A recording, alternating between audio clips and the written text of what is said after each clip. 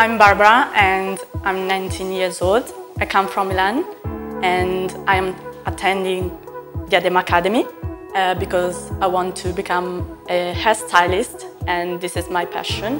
When I was like 3 years old and I started doing my friend's hair, doing braids and whatever came to my mind, I decided to tell my mom and tell my father what my passion was. And I didn't want to go to university and I decided to do this school because it was the one and only school that allowed me to work abroad, like in the UK and in Europe, but also in Italy. And so this is me.